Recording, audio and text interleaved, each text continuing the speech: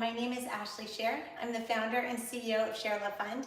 We will start this video in 1 minute at 1:50 so that we all start together. So we'll give everyone a minute to sort of gather themselves, hydrate, get a bottle of water if that feels good, and we will start in just a minute.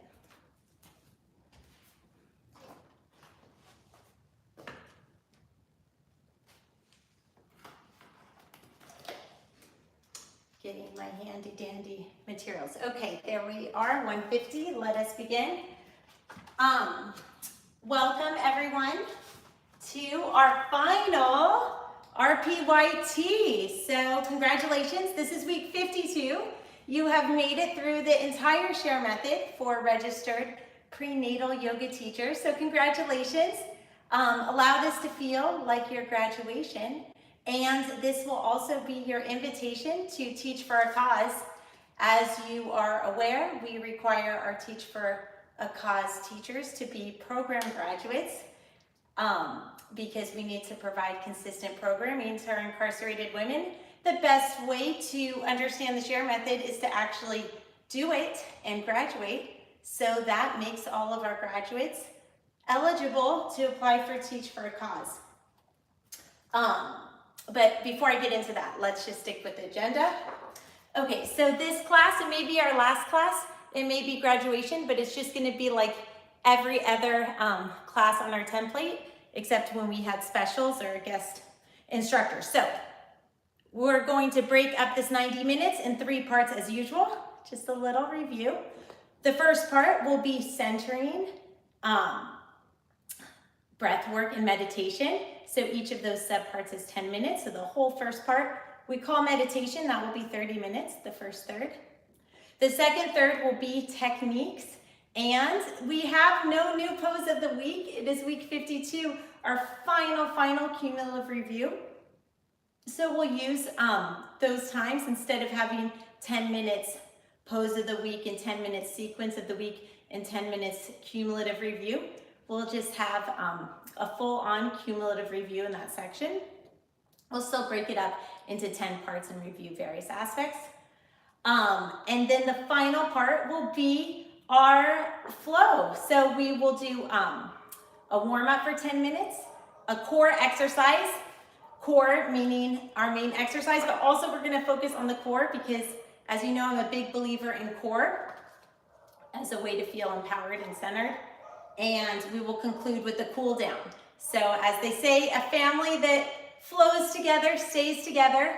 Our students are lifelong members of the ShareLove.Fund family. You can always come back to us. We're here to support you.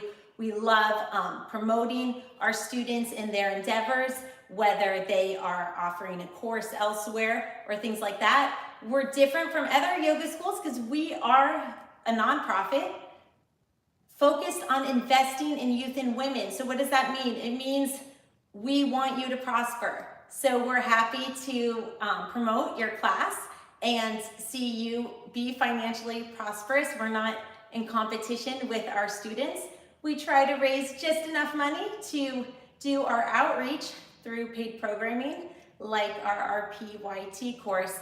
And beyond that, we are not in the business to have a profit. We are in the business to help people. So we love promoting our students through social enterprise. Together we rise is one of our mottos, as well as real work for real women. And we believe with social enterprise, by harnessing the existing economic forces, that we can propel our students and women forward.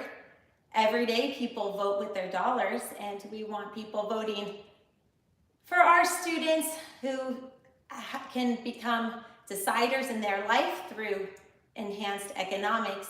People might say economics doesn't matter, but you can choose the school your child goes to, and you can choose how safe the neighborhood you live in is when you have some buying power. So that's what we're all about at ShareLove.Fund. So that's the general agenda. Okay, moving on. Let's start. Okay, this is our 10-minute centering beginning. It'll be a little less because that was a little part of it. So our 10-minute centering today is a little different. We're going to start with our Tao meditation as we normally do, but I'm going to really bring it home to talk about Teach for a Cause, which is really why I'm doing this for free, and it's just so close to my heart. It's also helped me tremendously. I feel that I've grown even more than my students, and I just want to really convey what Teach for a Cause has done for me, and put it out there for people that it could be a real game changer for them. Maybe it's not for everyone, and that's good too. Saying no is good too, because that's setting boundaries. But I know that there's some people that this may change your life as it has changed mine. And so I just want to be really clear about this opportunity that's available to you. Okay, so moving on. So this relates to Teach for a Cause, but first we're going to start how we normally start. So this is our centering for the day, okay? It's the Tao meditation 400 BCE, before Common Era. I'm going to read it. Don't go out looking for good deeds to do, but if one comes your way, do not refuse. If you meet someone who is suffering, you must help them. So I'm going to read that again. Don't go out looking for good deeds to do, but if one comes your way, do not refuse. If you meet someone who is suffering, you must help them. So I think this ancient wisdom, sutras are a thread, a commonality that's we can all relate to, transcending time. This is really old, but it rings true. First of all, there's all this guilt associated with volunteering and good deeds. And even the ancients have said, you don't need to go out looking for good deeds. You don't need to feel bad that you go to work every day in finance and have a good paying job. Because honestly, you're a taxpayer, you're contributing to the public purse. Like, every person's role is important. So we can't have everyone be a volunteer. So I just think it's really interesting, this ancient wisdom kind of alleviates that guilt. Don't go out looking for good deeds to do. But then it says, but if one comes your way, do not refuse. Wait, what? If one comes your way, do not refuse. Basically, this is what I see in this quote. I see the disconnect between modern society, where we're going out of our way, maybe flying to Florida for a charity benefit or something like that, to do a good deed, but then there's a homeless person right in front of us that we're ignoring and not helping. So I feel like this ancient quote really drives at the dichotomy between how hard we work to find inconvenient good deeds to do while ignoring the simple good deeds right before us. One of the things, just to talk about a simple good deed, one of the things that I started doing when living in Manhattan was I started just smiling at homeless people and saying, like, excuse me, sir, and thank you, sir, or have a great day, sir, and calling the homeless person sir. You cannot even believe the impact this made on people. Having someone of my, I'm short, I'm 5'3", having this little woman, not afraid, and treating them like they're the king, it was really powerful. So maybe that's a good deed that comes your way. And that's maybe when a good deed comes your way, do not refuse it. Maybe it's as simple as just don't be a jerk. Who knows? Hopefully that does not ban me on YouTube. Hopefully that's not a bad word. So I just want to sort of summarize the points of this because we're almost out of time. So the way I understand this quote, but I invite you to understand it your own way. This is not brainwashing. This is advocating critical thinking. So I might be wrong, I might be right. What I'm doing is I'm trying to be a catalyst for your own thoughts. What I say is just my opinion. And you know what? It has no greater weight than anybody else's opinion. Okay, so use it as a forum to disagree with. Okay, so but basically this is my takeaway of this, which I share in case it is helpful to you in developing your own thoughts. My first takeaway from this is don't self-deplete. This idea, don't go out of your way looking for good deeds. You know what? We don't all have to be Mother Teresa, and quite frankly, Mother Teresa it was her business to do what she did.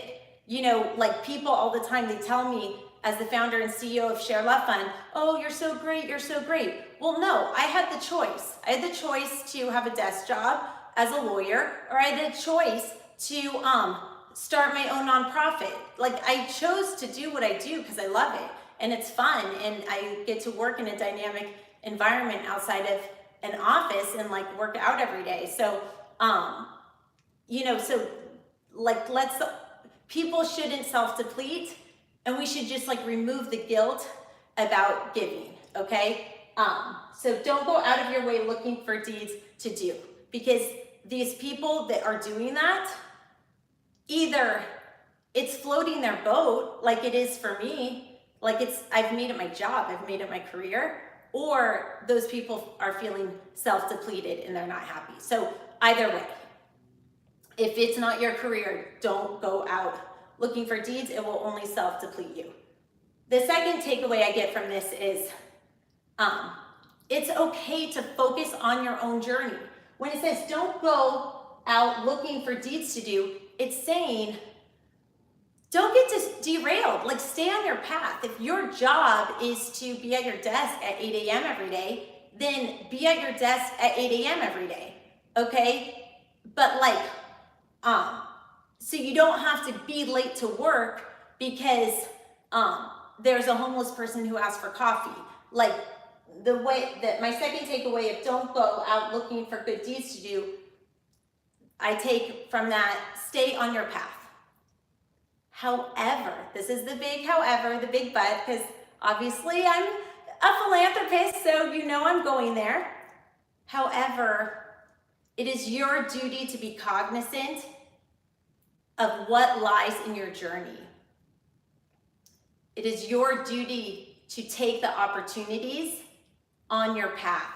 And it is your duty to positively influence those opportunities when doing so is in furtherance of your path. So I'll give an example. So it says, don't go out of your way looking for good deeds to do, but if one comes your way, do not refuse it. So let's say you are going to work and you made your train that you need to make to be at your desk at 8 a.m. But there is a drunk person on the train. You're all riding on the same train. You're all trying to you're going on your path regardless. Maybe you could do something to help, like, you know, call a halfway house or write down the number of a halfway house. Or if you don't feel safe handing it to the person directly, maybe give the number of a halfway house to the conductor or something. Like, while you are on your path, just like, don't be a jerk. You know, that's kind of like my takeaway. I'm hoping that word is allowed live on YouTube because we really depend on the monetization. But I don't really know how else to say it. Like, nobody's asking you to be Mother Teresa unless you want to make your job like Mother Teresa made her job, like I've made my job. But we're also asking you to not be blind to the things already on your path, like, because it helps your own journey. Like, if you, in the example of a drunk person on the train, if you help clean up that train, it just makes your journey to work better. So when you do good deeds along the way of your journey, it just makes your journey optimized. So why not? And then the last part is If you meet someone who is suffering, you must help them. And this really, I cannot tell you enough how good it feels to make a difference in someone's life. And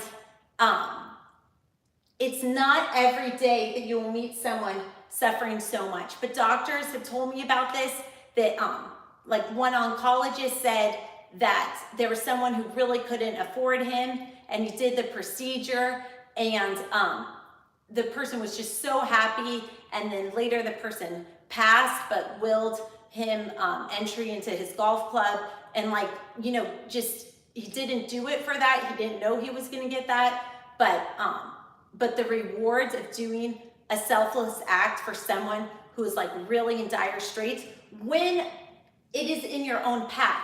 See, in that example of the oncologist, he didn't quit his job and feed the homeless at Grand Central.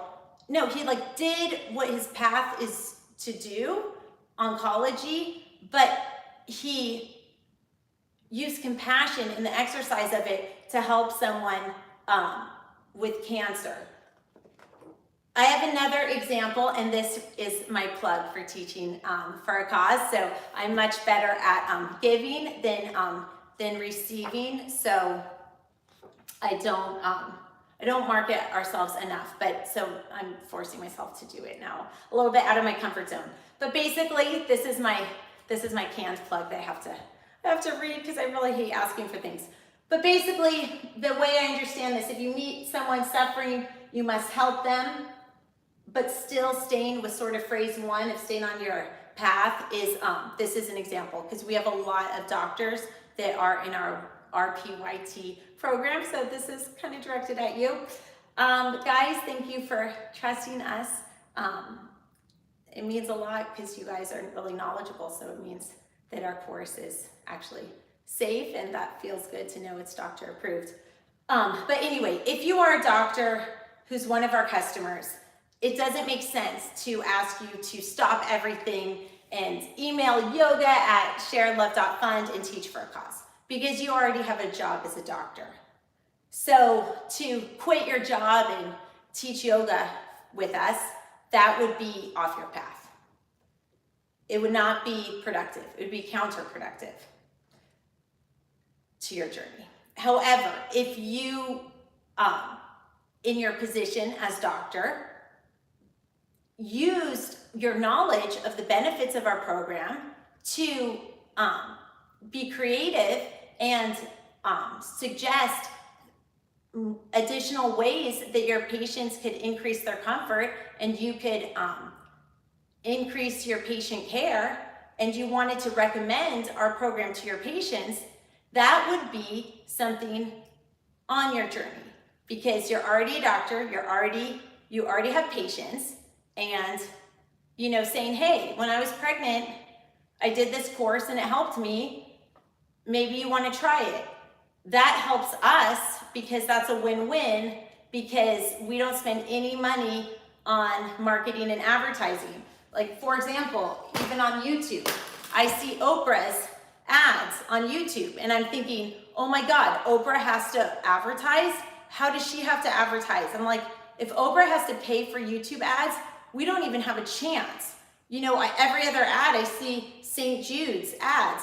Well, I think that's really sad. I'm not going to use 1 penny of donor dollars on YouTube ads. So the fact that some of you may be teaching for a cause is not in your path, but if you truly felt that you benefited from this program and you wanted to share that information with your friends or family or work colleagues, you know, that would really, really help us, because we depend on our paid program participants to fund our incarcerated women's program and provide free vocational training for them so they may have a job that respects their mind, body, and soul, and it's a livelihood that turns them from a ward of the state into a tax-paying citizen, reducing recidivism, making our streets safe. So that's my takeaway. Thank you so much for your patience. I know it was a windful and I dug into our breath work part, but that's my plug. Teach for a cause. It's a great way to earn your hours for prenatal. And for those of you where it's not in your path, don't feel guilty, but help us in some way that is in your path. Because the thing is this quote that we read today, it says, don't go out of your way looking for good deed opportunities. But I'm right here. This is not out of your way. So I think in a lot of ways, this opportunity to give back to Share Love Fund, an organization that will always be here to support you, I think it's an opportunity that's in your path, and it's up to you to use your creativity to figure out a way to help us in a way that's a win-win for you, that will propel us both forward. Together we rise. Thank you so much for your time. Okay, that's Teach for a Cause. Now, thank you for that. Okay, breath work, we're gonna kind of skip today, sorry. We had Teach for a Cause. We'll incorporate it in our meditation. And now I show my gratitude to you all by doing a 10-minute meditation for you with love. So let us begin. Please come to a comfortable seated position. I have a chair today because most of our clients are late in their pregnancy and they are kind of at the point where they want a chair. So this is for you. If you don't want a chair, then you are welcome to sit on the floor or however you're comfortable. In light of our centering quote about the journey, we're going to have a meditation called Sacred Journey. Come to a comfortable position, either on your back or in a chair. Take a moment to get comfortable here and begin to focus on the natural rhythm of your breath. Inhale slowly and smoothly, allowing the breath to travel deeply into your low belly. Pause and exhale slowly and smoothly, releasing the breath from your body through your nostrils and out your nose.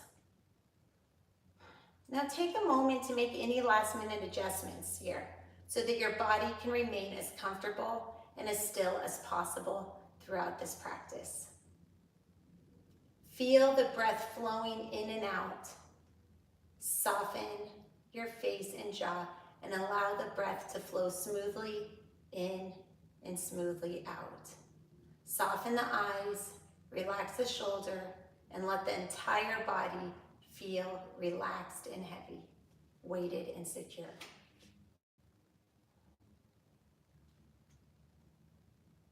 Continue to breathe and let any distractions or thoughts float away from you. Visualizing relaxation is an effective way to relax the mind and the body by picturing a relaxing scene, such as a beach, garden, meadow, or any other peaceful place. This beach visualization will guide you to relax by giving you images of a beautiful beach. Relax your body and release any tension. Allow your arms to go limp, and then your legs. Feel your arms and legs becoming loose and relaxed. Now relax your neck and the back of your spine. Release the hold of your muscles all the way from your head down the back of the neck, along each vertebrae to the tip of your spine. Breathe deeply into your diaphragm, drawing the air fully into your lungs, and release the air with a whooshing sound. Breathe in again slowly. Pause for a moment and breathe out. Draw in a deep breath and out. Become more and more relaxed with each breath. Feel your body giving up all the tension, becoming relaxed and calm and peaceful. Feel a wave of relaxation flow from the soles of your feet to your ankles, lower legs, hips, pelvic area, abdomen, chest, back, hands, lower arms, upper arms, shoulders, neck, back of your head, face, and the top of your head. Allow your entire body to rest heavily on the surface where you sit or lie. Now that your body is fully relaxed, allow the relaxation to begin. Imagine you are walking toward the ocean, walking through a beautiful tropical forest. You can hear the waves up ahead, and you smell the ocean spray. The air is moist and warm, and you feel a pleasant, cool breeze blowing through the trees. You walk along a path coming closer to the seas. As you come to the edge of the trees, you see a brilliant aqua color of the ocean ahead. You walk out of the forest and onto a long stretch of white sand.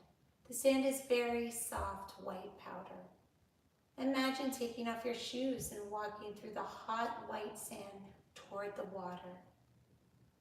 The beach is wide and long. Hear the waves crashing to the shore. Smell the clean salt water and the beach. Your gaze is towards the water. It is bright blue and green. See the waves washing up onto the sand and receding back towards the ocean, washing up and flowing back. Enjoy the ever-repeating rhythm of the waves. Imagine yourself walking toward the water, over the fine, hot sand. You are feeling very hot. As you approach the water, you can feel from the mist the ocean on your skin.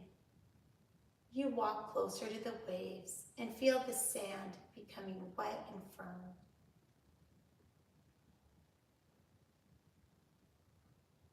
As the waves wash over sand towards you, it touches your toes before receding.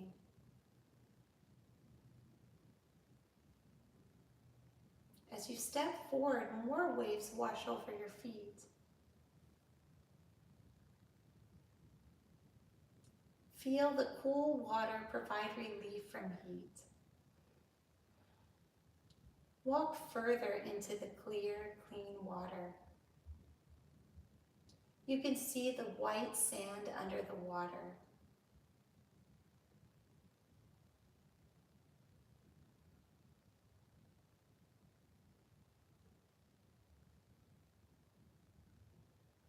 The water is pleasant, relaxing temperature, providing relief from the hot sun.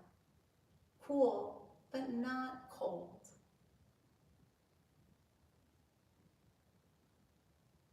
You walk further into the water if you wish. Swim if you want. Enjoy the ocean for a few minutes. Allow the visualization to deepen more and more. Enjoy the ocean. Now you are feeling calm and refreshed. You walk back out of the water and onto the beach. Stroll along the beach at the water's edge. Free of worries, no stress, calm, enjoying the holiday. Up ahead is a comfortable lounge chair and towel just for you.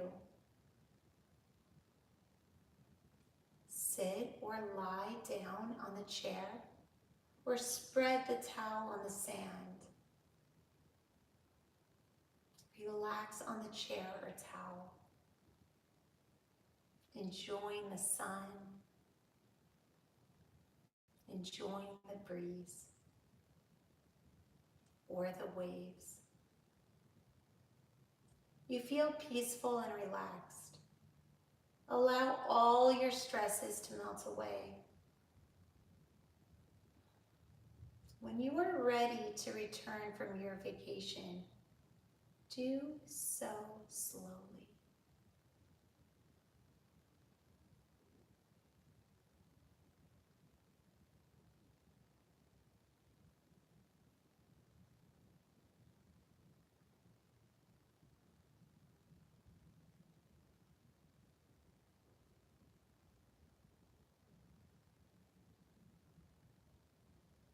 bring yourself back to your usual level of alertness and awareness. Keep with you the feeling of calm and relaxation, feeling ready to return to your day. Open your eyes, stretch your muscles,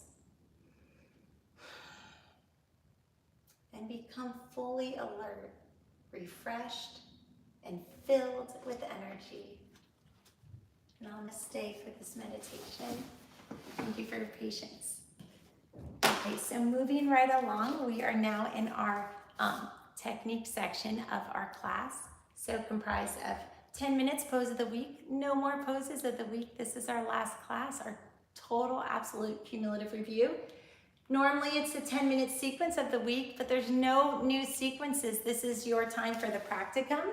If you haven't done it yet, it's your time to create your own sequence and add to the Share Love Fund repertoire. That's another way to teach for a cause and give back, just by doing your teachable required video. And the last 10 minutes is a cumulative review, which really this whole thing is, because this is, woo, your graduation party. Awesome. So let us begin with, I'm going to put up the sign pose of the week, but really it's a cumulative review of all the poses. So we have at the Share method 45 key signature poses. Not that those are gospel, but we found out that that is an effective way to create confident yoga teachers. We explored other methods and we just felt there was like too many poses or too little. It's not a style of yoga. You can use any style of yoga with our method. Our method is really more about how to train, how to provide vocational training to illiterate or at-risk populations. So let's just go quickly and do a little 10-minute review of the poses. So we have Sukhasana. That was pose 1. The second pose was cat-cow. The third pose, and I'm going to go to 45, so pace yourself. The third pose was Tadasana. The fourth pose was forward fold. The fifth pose was revolved lunge, which we said is not prenatal safe. So we just did regular lunge instead. 1, 2, 3, 4, 5. Okay, we're on our sixth pose, was extended side angle. Seventh pose, triangle. There's sort of 1 extra point if I get the numbers right, but that's okay. Humility is key. Okay, I can't remember what number we're on, so it's live, so forgive me, but I'm just gonna say the next pose, the next pose, the next pose, but know that I'm doing it in order and it follows your curriculum on our online degree program, our on-demand online degree. Okay, warrior 2, reverse warrior, pyramid, wide-legged forward fold. Then we had revolved wide-legged forward fold, which is not prenatal safe, so we modified like this. Then we had revolved triangle, which is also not prenatal safe, so we just modified with regular triangle. We had revolved half moon, again, not prenatal safe, so we modified, sorry, I'm not warmed up, but we modified with warrior 3. We brought that back into warrior 3. Then we had half moon. From half moon, I have my cheat sheet.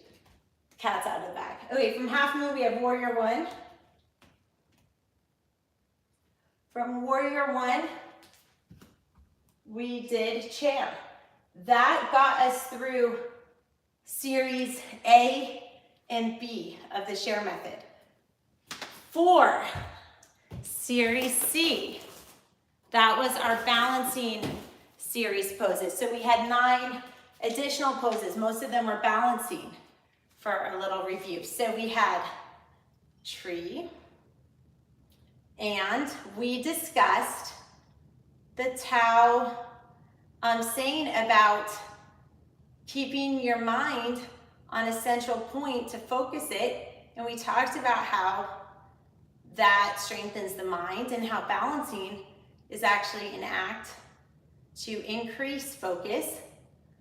It's actually also been shown in our children's yoga class, which I invite you to get your RCYT, that for ADHD kids, balancing poses have been great to help them with their focus, burn off some energy. So we'll do tree on the other side.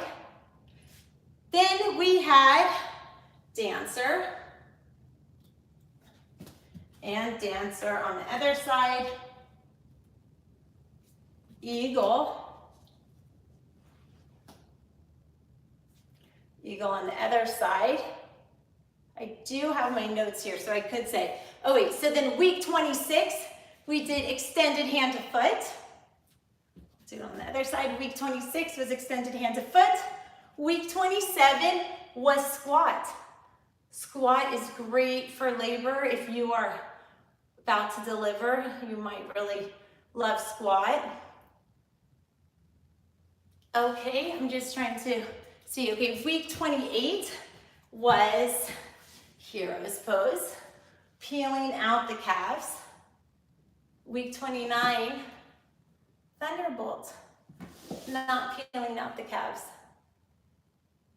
Week 30, we had camel, pushing out the hips. And from camel, we had in week 31, forearm plank. As you recall, week 32, and every week ending in a 2 is a review week. That's why this week is a review week. Then we had my little cheat sheet kind of fell apart. I apologize that I have. Oh wait. Our interns, I'll just show you. It's super cute. For community service, the kids make these little cheat sheets for me. So that's the behind the scenes. You get to see it at the end.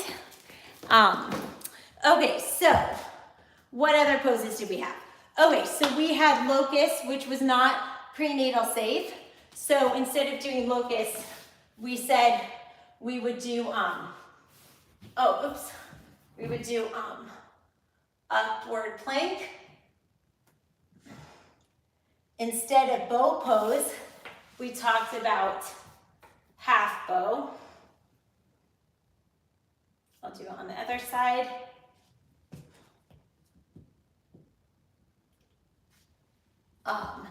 Then we had a wheel.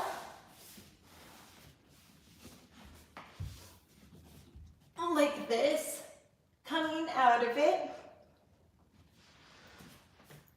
Then we had fish.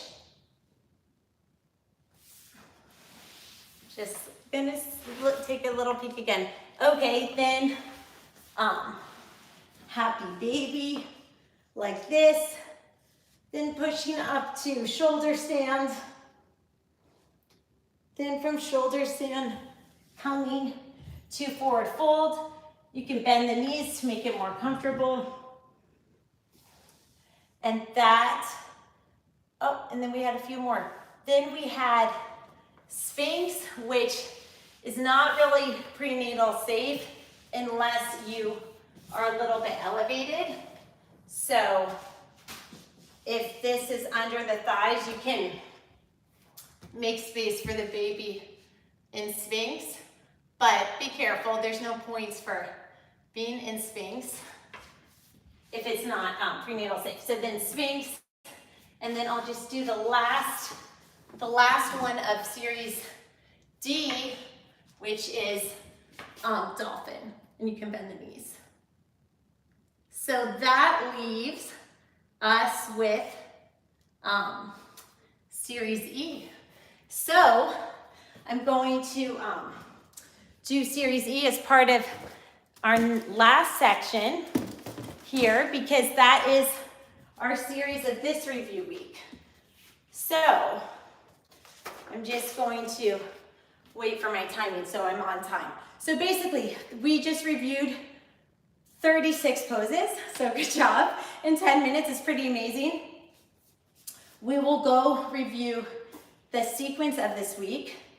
So now is our time. Okay, I'm trying to stick to the time and be cooperative to our interns helping us. Okay, so now we start with the series of the week.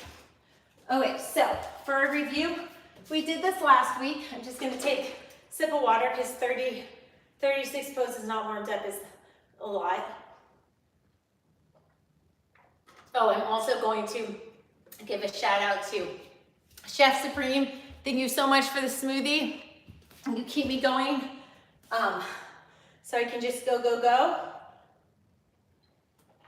It's a watermelon smoothie, homemade, delicious. He's based in Cobb, Connecticut, and also I just want to say thank you to Hawaii for my coffee. It's so good. Okay, Kona Coffee. Also shout out to Yoga Bar Hawaii and really the whole great state of Hawaii has been so awesome and so supportive of our mission. We're registered to solicit there and just like from top to bottom, they've been so great to us. So we're super appreciative. Okay, so now we are going into the sequence of the week as discussed.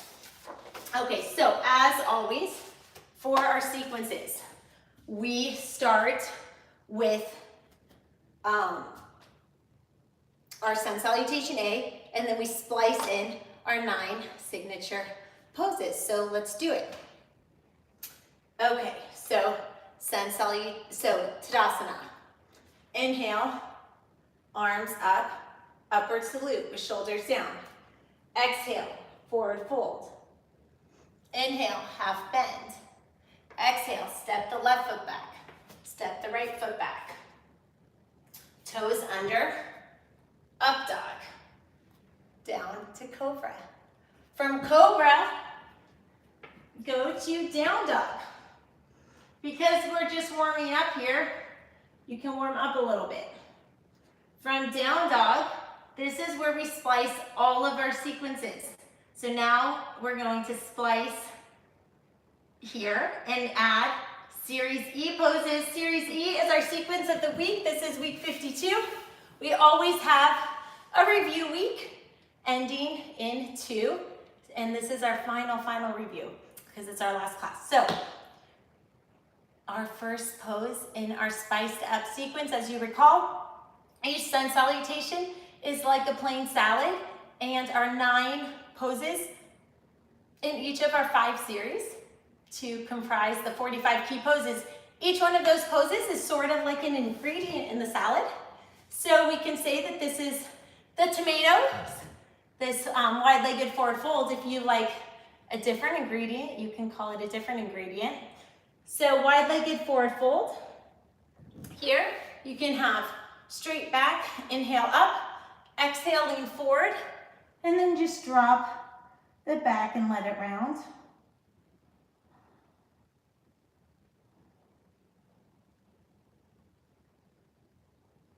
You can walk the hands to one side for a little bit deeper of a stretch.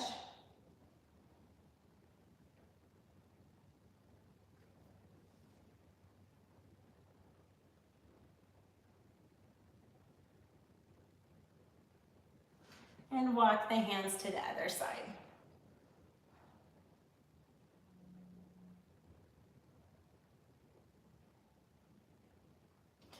Coming up, you can go into cobbler's pose as we discussed before.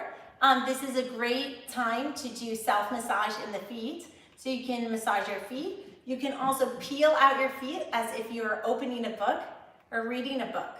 We also talked about how we could slice and dice poses so that even though we focus on 45 key poses, you can use your own creativity to have an infinite number of poses at your disposal. And one example of this was we said that you can put one leg in cobbler's pose, the other leg in wide legged, seated, forward fold, and fold. So this is a way to do that, or you can rainbow your arms. And that's an example of sort of using our method as a blank canvas to do what you want with it. So it's not, like I was trying to say, it's not a yoga method like saying, oh, this is how yoga should be practiced. It's not like that. It's a method for helping anybody feel like a confident yoga teacher. So it's sort of like the Princeton Review or Kaplan. It's sort of like a study strategy course. Like we sort of took yoga and we said, okay, how can we get folks up to speed regardless of their abilities or inabilities? So it's like a vocational training protocol to get people confident at the level required by Yoga Alliance. We're accredited by Yoga Alliance. It took us a really, really long time, like years, to get accredited by Yoga Alliance with no tests or quizzes, but we're adamant about it because no other way would work for the population that we serve. We really are a lot of people's last hope and last resort, and we're not even at the second chances. We're at like the 102nd chances kind of thing, but we feel great about doing it because people just need a path, and like nobody's given some of these people a path before. So our program is a way to give anyone who wants a path to be a yoga teacher that path. It doesn't matter if someone is in a wheelchair and blind. They can do our method. They can become the best meditation teacher and be a meditation specialist for us. Anyway, so that's kind of what our method is about. So, people may say like, oh, are you vinyasa or ashtanga? You know what? You can be either with us. We're just about getting people up to the level of getting a degree. What they do with that degree, maybe they don't want to do any of these poses, and that's fine too. Anyway, on with our way. So after cobbler's pose, we go to goddess pose. Reclined goddess, excuse me. With reclined goddess, you can do supported reclined goddess as we saw before, and we can experience that in Savasana a little bit later. From reclined goddess, we can have our feet grounded, walking our feet into our glutes, shimming the shoulders under, and doing bridge pose. From bridge, we're not going to do reclined spinal twist. We talked about this. This could either be regular Savasana, or it can be, we can windshield wiper the legs and do a twist on one side. You can have cactus arms for a deeper twist.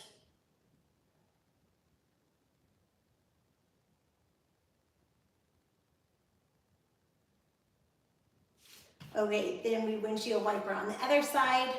I got a little relaxed. I forgot what we're doing, but I see we're in our sequence of the week, so I have 2 more minutes, and I think I can finish. Okay, we will roll up and go into our modification for crow. So crow is a share method pose, but we are not going to do it because I've seen too many people fall. An accident is an accident because it is an unplanned event. So even though folks say that they do this and they'll be fine, how do they know? Because an accident is not planned. So what I'm advocating is baby crow, just like this. And this is a core exercise. From crow or baby crow, we can do, I can't really do it these days, but I'm gonna do half boat pose. Really, okay, almost. Then we have half Lord of the Fishes pose, not prenatal safe because it involves a twist, but you can just do it without the twist, or double pigeon to modify. Let's do it on the other side so we're even. Half Lord of the Fishes without the twist, or double pigeon to modify. Here the foot goes up like this. Then our final pose is Savasana. Doesn't really work that well in a sequence. Our sequences are more to help people memorize the poses than to be awesome sequences. But nonetheless, then we go back into down dog, just like this sun salutation was never interrupted. And then we can jump up, exhale, forward fold, inhale, half bend, all the way up and down. And so that is Series E with Sun Salutation A. That is the cumulative review of this week sequence, this review week. So the past 9 weeks, we learned wide-legged forward fold, week 43, cobbler's pose, week 44, reclined goddess, week 45, bridge pose, week 46. I'll just show so it's like clear. So we did each of these poses each week, and then this week what we did is we added the first poses of the sun salutation to we added that to the sequence, and then I don't know if this, and then what's in yellow, and then we finished the sun salutation with that. So we sort of want just what's in yellow. Okay, so that, I don't know if that makes sense. It's in your teachable coursework.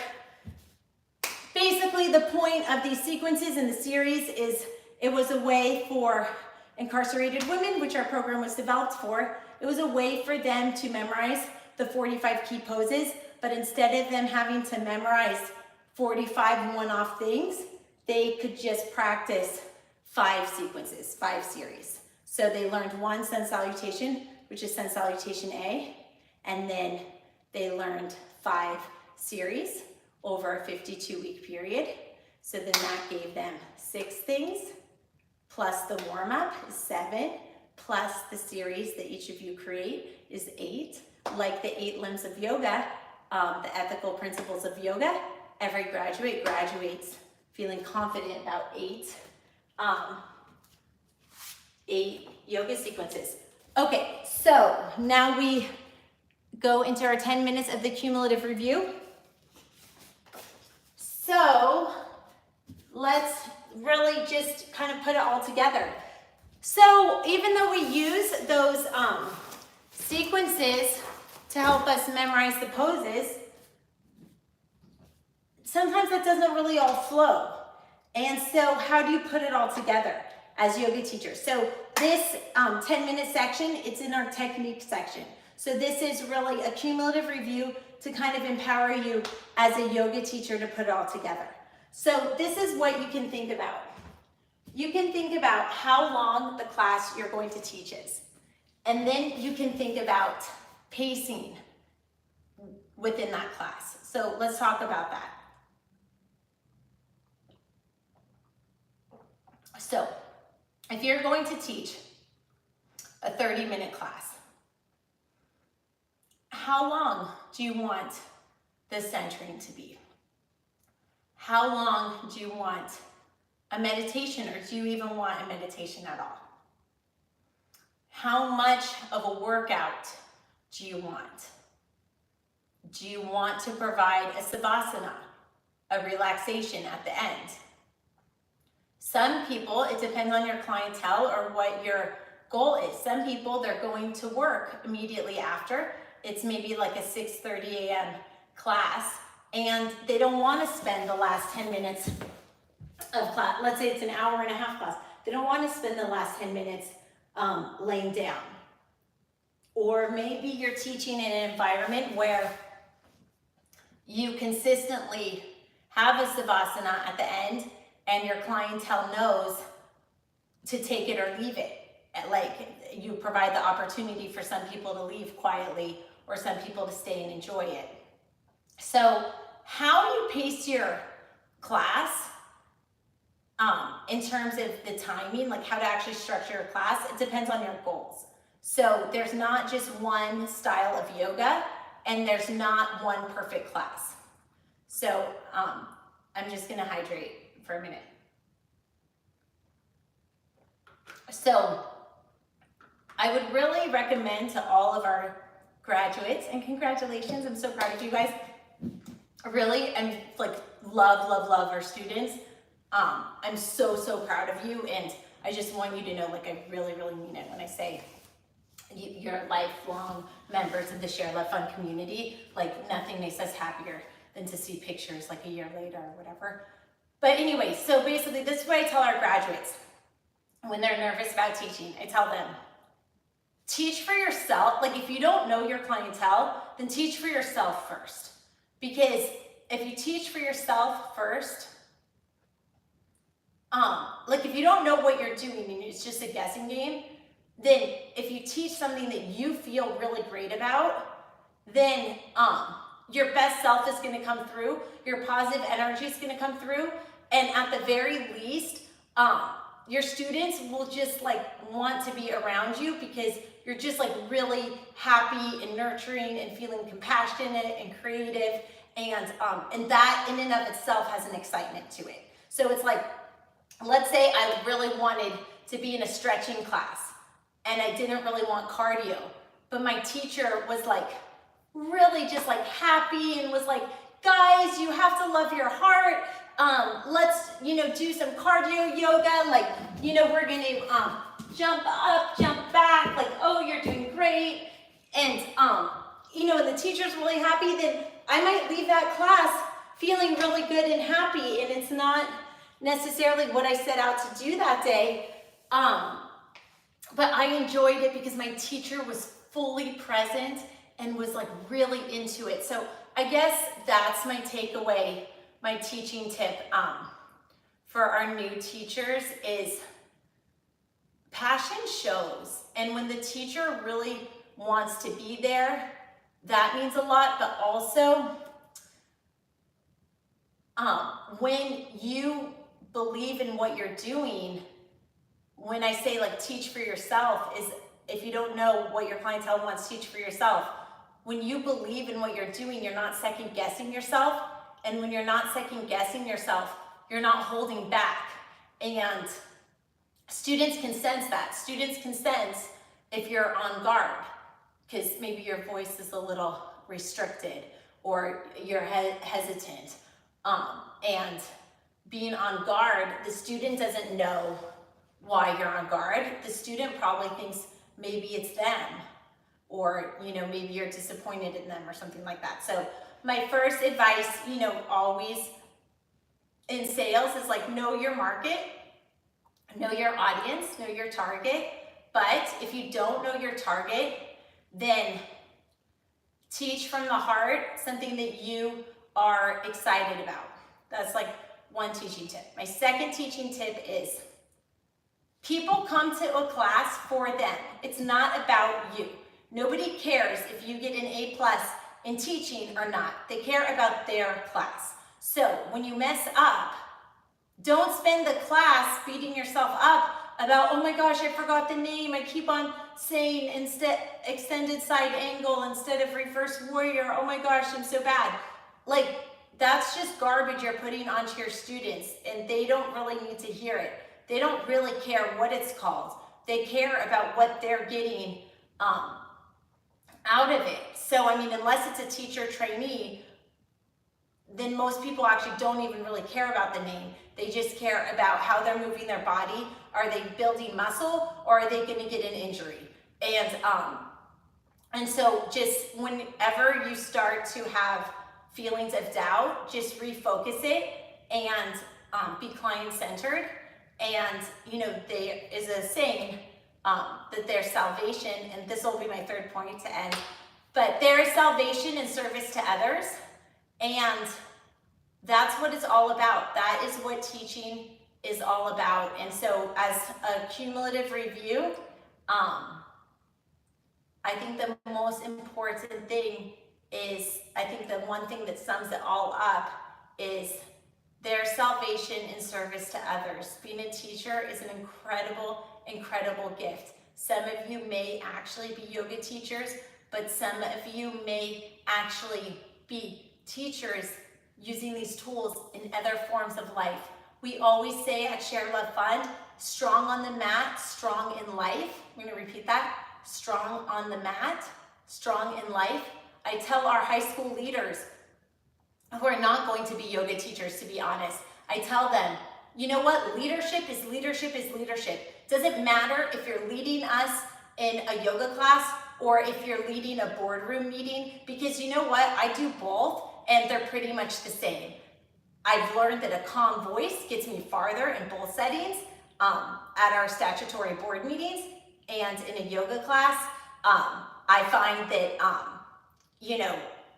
having a clear structure, having an objective, knowing my audience, like all these skills is the same. So I empower you to find salvation and service to others. And I also empower you to know that you're gonna benefit from having graduated and being a yoga teacher, whether you're actually a yoga teacher or you're the next CEO of Coca-Cola. Leadership is leadership is leadership. Strong on the mat, strong in life. I'm so proud of you guys. That totally concludes all the technique you will hear from me ever on the RPYT. You guys did it. Now is a treat for those who want to stay of just like a practice. You did the work. Let me treat you to a yoga class. So we'll do 10-minute warm-up, 10-minute core. Yeah, a little core burn, it's good for you. And 10-minute cool down. I'm so proud of all of our teacher trainees. So we'll start with the warm-up. Let's do it.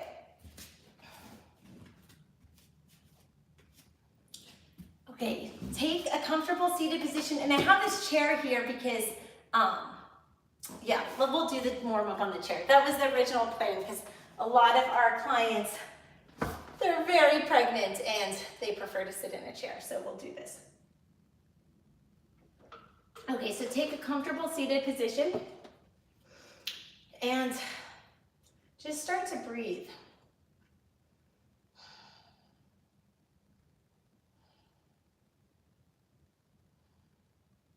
Noticing your natural breath.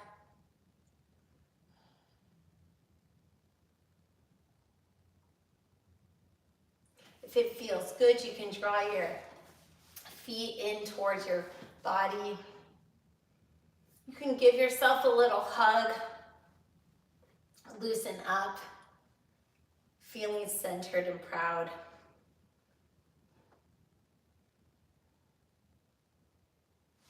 Exhale. Beginning to elongate your breath. Allowing your exhale to dominate. Increasing each breath within the comfortable boundaries.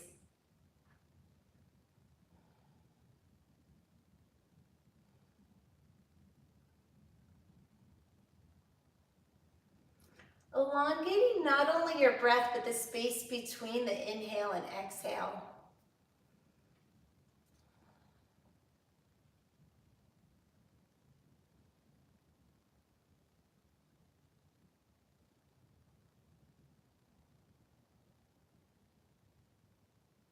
Connecting your breath so that it feels like a fluid circle with no start and no end. Linking each breath as a continuous, never-ending pattern.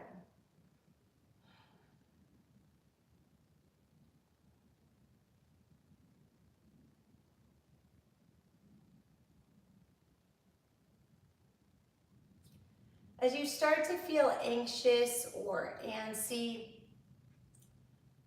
use your breath to work through it. To put that nervous energy into the very act of deep breathing.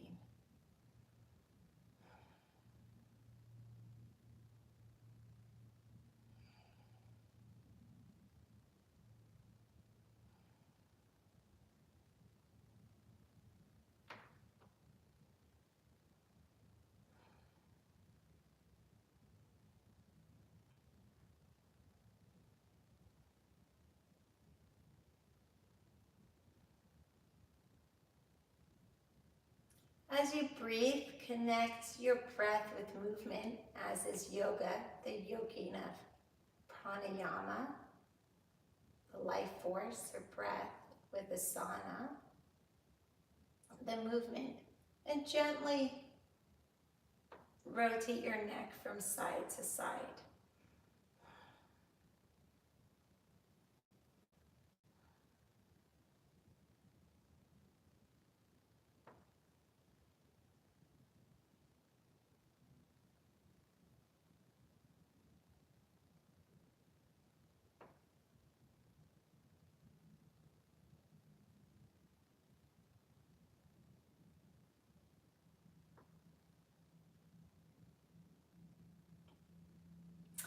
Continue with a circular breath with no start or end by doing neck clocks in a semicircle at the pace of your breath, and then neck clocks in a semicircle on the other side. As you do this, begin to count from 10 to 1, with each breath having its own number. 1, and so forth to 10. I invite you to draw inward and continue to 10 on your own. I'll be back.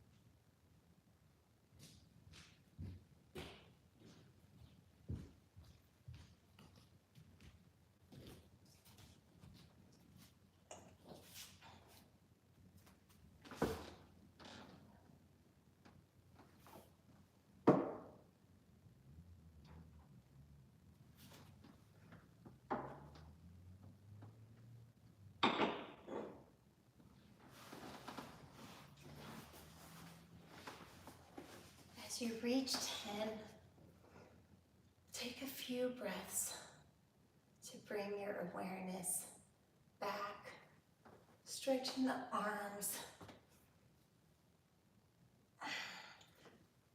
stretching the hips, feeling grounded. You can roll the ankles out and roll the ankles in. That concludes our warm-up. So let's see what a core exercise in a chair looks like. So we're going to start our 10 minutes of core.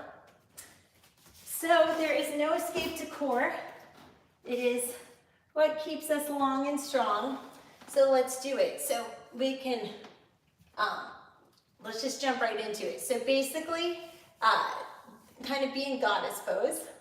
And we did a little of this last lounge chair yoga, but this is chair boot camp today. So anyway, in goddess pose with our feet turned out, we can kind of step it up and really try to get those knees up. So let's do this. We'll do 10 on each side, so really 20, and just try to really engage the core while you do it. So why are we doing this? Because pregnancy is uncomfortable. Our clients who have made it to week 52 of our yoga teacher training, it's optional, by the way. It's an on-demand program, but we offer the 52 weeks so that our public customers can get a taste of what we do for our incarcerated women who have 52 weeks of time on their hands and appreciate the structure that we provide weekly things, even if it's a holiday week. But basically our customers who have stayed with us to this bitter end, graduation, they are pretty pregnant and very comfortable in a chair, but also comfortable to help get things moving along. So this sort of like knees up in goddess is a way to stimulate circulation, to stay seated, and to work our largest muscle and really get our cardio going, increase the metabolism, build strength, which will later result in strength in squats. So anyway, let's count this out. 1, 2, 3, 4, 5, 6, 7, 8, 9, 10, 11, 12, 13, 14, 15, 16, 17, 18, 19, 20. Okay, let's add some arms to this. Okay, so we're going to bring your legs together and we'll do opposite arms. So in pregnancy, we can't twist or torque our torso, but as long as your hips are staying aligned, this is okay. So let's do this. Wait, 1, 2, 3, 4. Really tighten the abs as you do it. 5, 6, 7, 8, 9, 10, 11, 12, 13, 14, 15, 16, 17, 18, 19, 20. Getting the elbows to touch the knee. And let's do this. 1, 2, 3, 4, 5, 6, 7, 8, 9, 10. We'll do the other side. 1, 2, 3, 4, 5. Careful to not twist the torso. 6, 7, 8, 9, 10. Okay, great. So now let's take it out to the side. 1, 2, 3, 4, 5, 6. Really working this outer glute. 7, 8, 9, 10. Let's hold it for 10. 1, 2, 3, 4, 5, 6, 7, 8, 9, 10. You might ask, is this really a core? I feel my legs moving. Well, what's holding your leg in? It's the core too. If you don't feel your core engaged, zip it up. Try to gain a little connection, maybe a hand on your hip to feel it. Let's do it on the other side. 1, 2, 3, 4, 5, 6. The more out you do, the more you're going to work the outer glute. 7, 8, 9, 10. Let's hold it for 10. 1, 2, 3, 4, 5, 6, 7, 8, 9, 10. Let's inhale. And we're gonna do both sides, but don't fall out of your chair, so be careful. So hold on, and if you think you might fall, then don't do it, because safety is number one. We're like one of those little marionettes. 1, 2, 3, 4, 5, 6, 7, 8, 9, 10. Hold it for 10. 1, 2, 3, 4, 5, 6, 7, 8, 9, 10. Of course, nothing here shall be construed as medical advice. If you don't feel good doing this, don't do it. Use your own good judgment. General rule of thumb with pregnancy is whatever you were doing before you were pregnant generally will work for your body, but not to increase vigor during pregnancy. So if this is more vigorous than what you normally do pregnant, then please don't do it. Please be safe. Bring it in. Let's bring our knees in, marching. 1, and we'll bring our arms up as we do this. 2, 3, 4, 5, 6, 7, 8, 9, 10. We'll do it again, holding each for 10. 1, 2, 3, 4, 5, 6, 7, 8, 9, 10. 1, 2, 3, 4, 5, 6, 7, 8, 9, 10. If you feel comfortable doing a little chair boat pose, half boat, feel free. 1, 2, 3, 4, 5, 6, 7, 8, 9, 10. Bring it out in front. 1, little dips. 2, 3, 4. Careful not to twist. 5, 6, 7, 8, 9, 10. Hold it for 10. 1, 2, 3, 4, 5, 6, 7, 8, 9, 10. On the other side, 1, 2, 3, 4, 5, 6, 7, 8, 9, 10. We'll hold it for 10. 1, 2, 3, 4, 5, 6, 7, 8, 9, 10. Inhale, sweep the arms up. Exhale, if you feel comfortable doing it, we're going to basically do an upside down happy baby. Really feel this hamstring stretch as a little release. The belly shouldn't have any weight on it, so if anything is touching the belly, don't do it. But to the extent it feels okay for you, let's just take a minute here just to release all of that.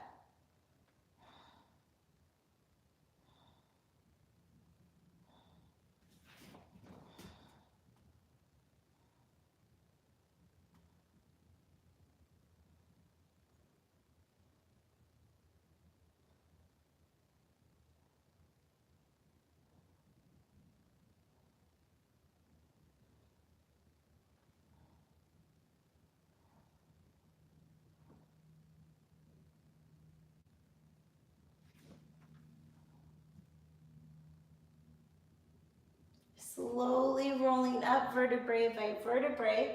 Careful to not get lightheaded. We're going to do a little ballet pose. So we'll changement. So let's do this. 1, really engaging the core. 2, maybe a little Pilates, we'll call it. So we reach a wider audience.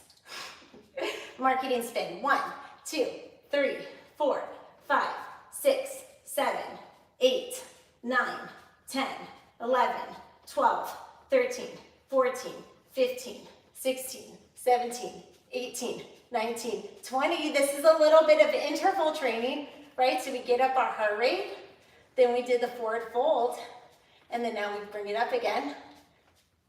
And then we'll add some backstroke.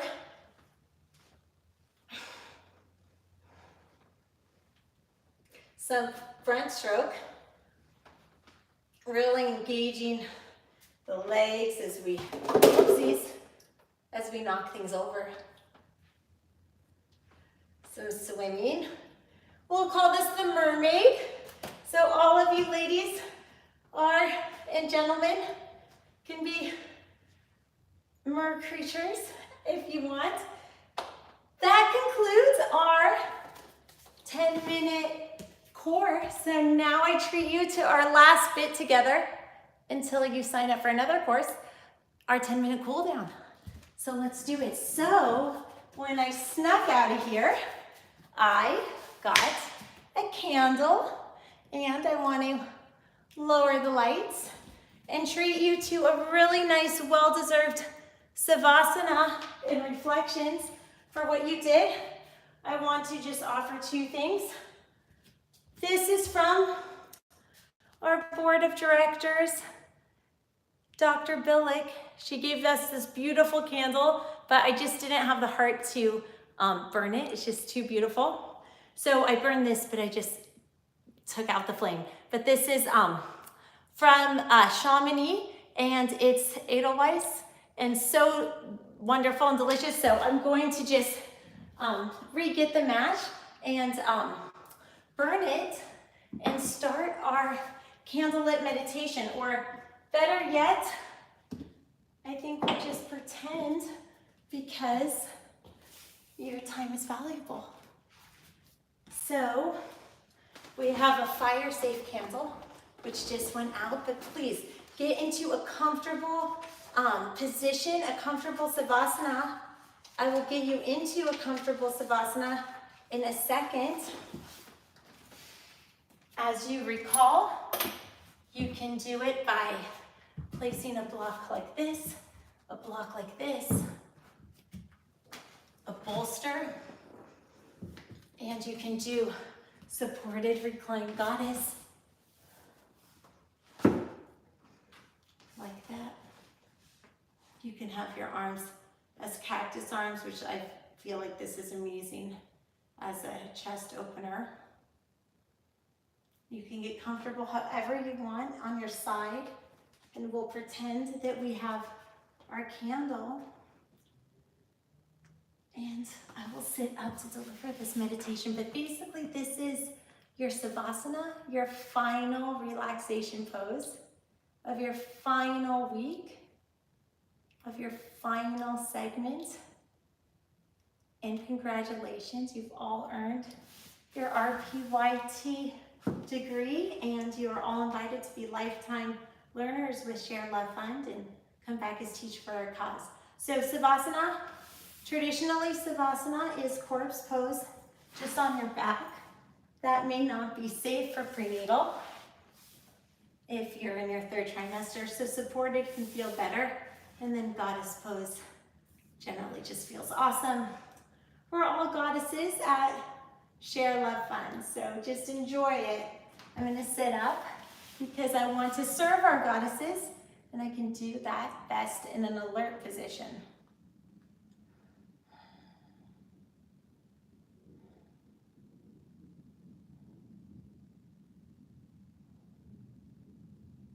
Take note of how your body feels.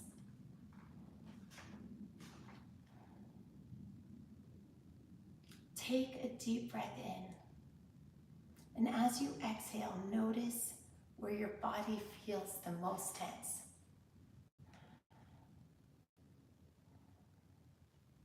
Focus on these areas as you take in another breath. Allow the tension to flow away as you breathe out.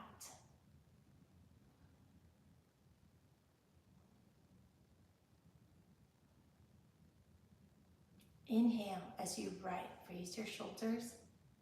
Relax as you exhale. Lower your shoulders into a comfortable position.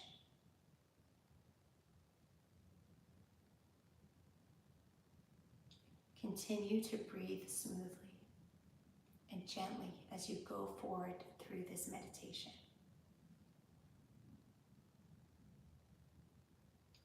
Rest peacefully in your position maintaining straight alignment with your spine, connecting to a surface, how you're comfortable. Begin to settle into your surroundings.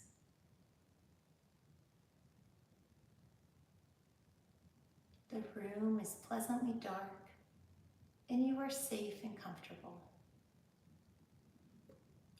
Close your eyes for a minute or two and begin to focus on deepening your breath.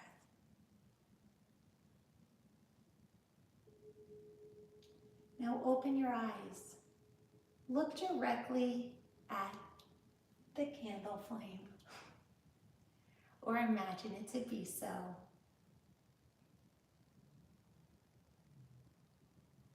Observe the glow of the candle. Keep your attention facing forward as you notice the gentle flickers of warm light on the wall in front of you. See the dancing light from the candle.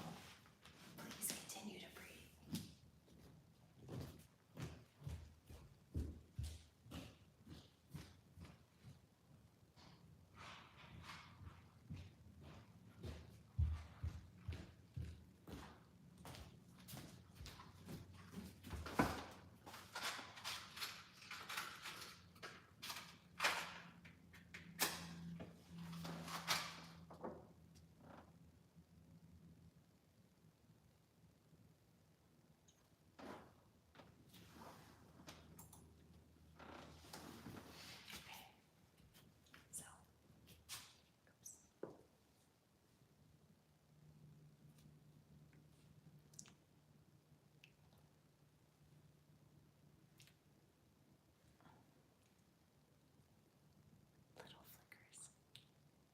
This was also a gift from a board member, so thank you, Bobby and Erica.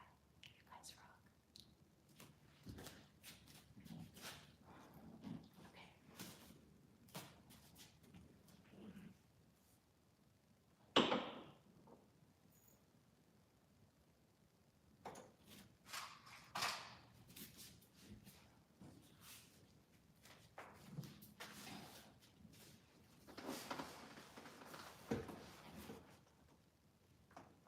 Feel yourself relaxing as you watch the beautiful patterns made by the light of the candle.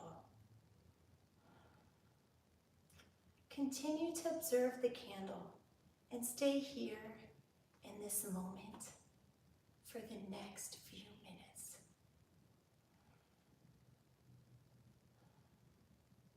Acknowledging only your breath and the light of the candle in front of you.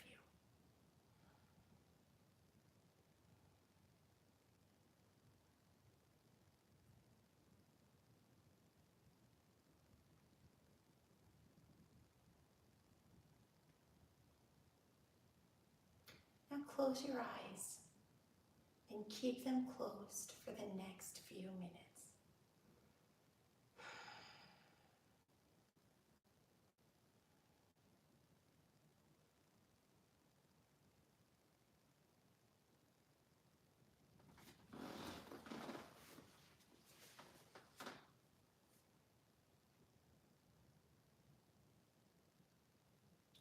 Picture the candle in front of you and see the soft light it creates.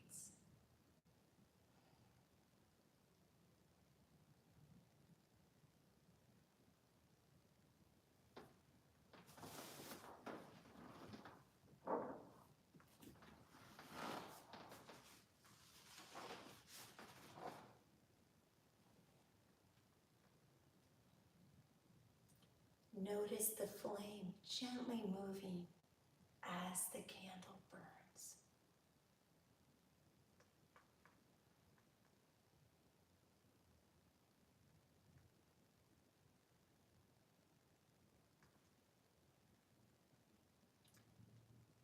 Imagine what the candle looks like.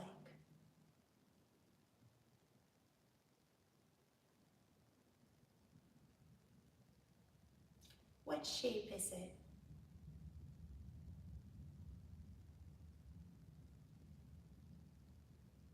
What color?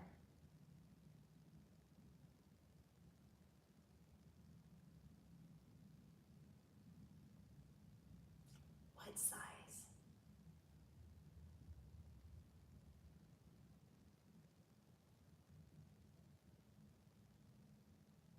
Create a picture of the candle in your mind.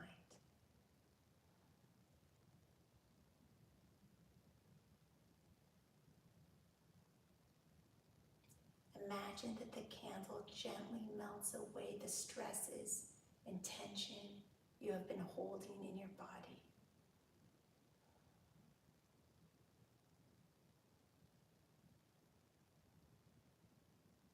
As the candle burns, feel the tension easing and relaxation flowing through your whole body.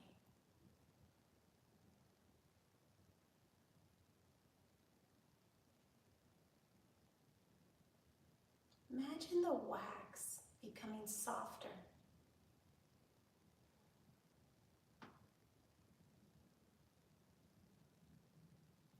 Feel your body also becoming softer.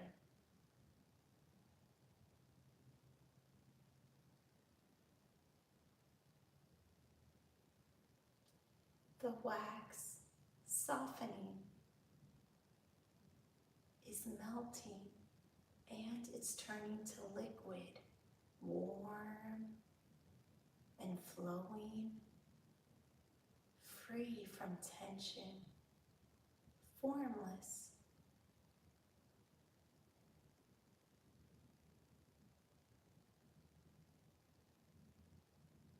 Open your eyes again and view the soft flame on top of the candle. See how it flickers slightly in response to your breathing as you exhale. Watch how the flame responds each time you breathe.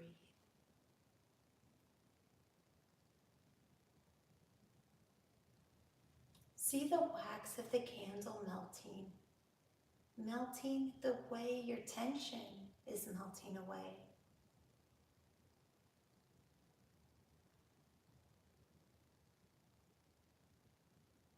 It feels like any stresses you are holding on to are dripping away with each drop of wax from the candle.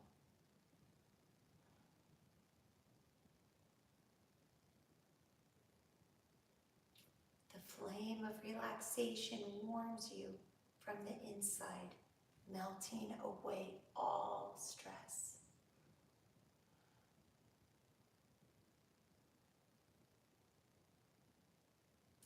Watch the wax melting, feeling the same effects on the tension in your body.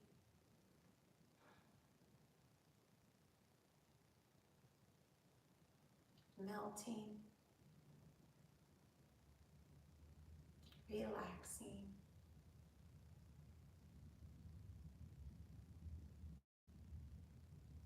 Continue to observe the burning candle. Enjoy the relaxation you are experiencing. When you are ready to finish your relaxation session, take in a deep breath and exhale through your mouth to blow out the candle. Become aware of the time and space and place you are here today. Enjoy the feeling of calm and peace that remains with you.